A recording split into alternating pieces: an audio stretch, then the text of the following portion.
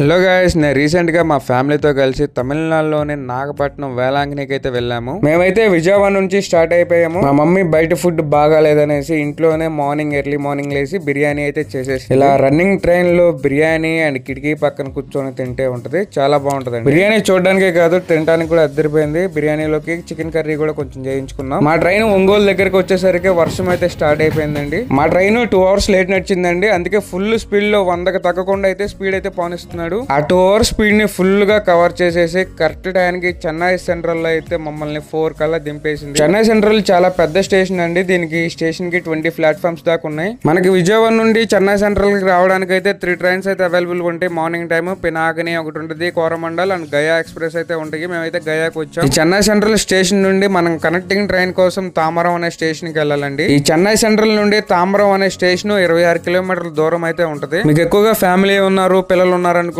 చక్కగా మీరైతే బస్ కి అయితే వెళ్ళండి. బయటకు వచ్చిన తర్వాత బస్సులు అయితే ఉంటాయి. మన స్టేషన్ నుండి ఇలా బయటకు వచ్చిన తర్వాత రైట్ సైడ్ మనకు అండర్ పాస్లు అయితే ఉంటాయి. ఇలా అండర్ పాస్ నుంచి మన రోడ్ అయితే క్రాస్ చేసి అవతల సైడ్ కి అయితే వెళ్ళాలి. అండర్ పాస్ నుంచి అవతలకి వెళ్ళిన తర్వాత బస్ స్టాప్ అయితే వస్తుంది. అక్కడికి తాంబరం బస్సులు అయితే వస్తాయి. పర్ పర్సన్ కి 40 రూపీస్ అయితే అలా చార్జ్ చేస్తున్నారు బస్ కి అయితే. లేదు ఇవన్నీ ఎందుకు అనుకుంటే స్టాండ్ లోనే క్యాబ్స్, ఆటోలు, వ్యాన్స్ అన్ని ఉంటాయి.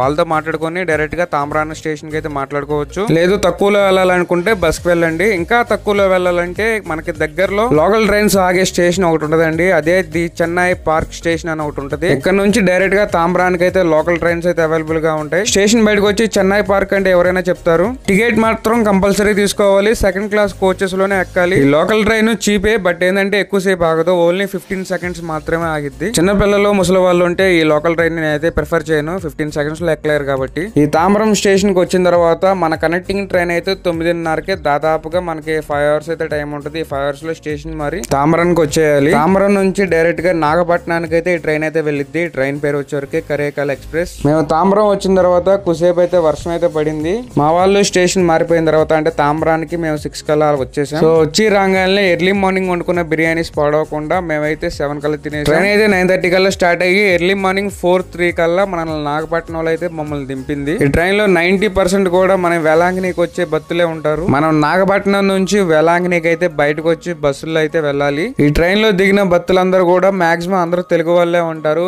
60% తెలుగు వాళ్ళు ఉంటారు, 40% తమిళ వాళ్ళు అయితే ఉంటారు. నాగపట్నం స్టేషన్ బయటకు వచ్చిన తర్వాత మనకైతే ఇలా బస్సులు అయితే అవైలబుల్ గా ఉంటాయి. బస్సులు మనం చూసి మాట్లాడుకోవాలి. ప్రైజెస్ ఎక్కువగా చెప్తారు, బట్ మనం నెగోషియేషన్ చేసుకోవచ్చు. తక్కువ మంది వెళ్తే ఆటోలు కూడా. నాగపట్నం నుంచి వేలాంగిణి 12 కిలోమీటర్ల దూరంలో అయితే ఉంటుంది. మేము బస్కి వెళ్ళాము. ఫ్యామిలీకి 200 బండి. ఒక అరగంట ప్రయాణం తర్వాత అయితే మేము ఎర్లీ మార్నింగ్ 5 కల్లా చర్చి దగ్గరికి వెళ్ళిపోయాం. ఏ డౌట్ ఉన్నా కామెంట్ సెక్షన్ లో అడగండి. వీడియో ఖచ్చితంగా లైక్ చేసి సబ్స్క్రైబ్ చేయండి. Thank you.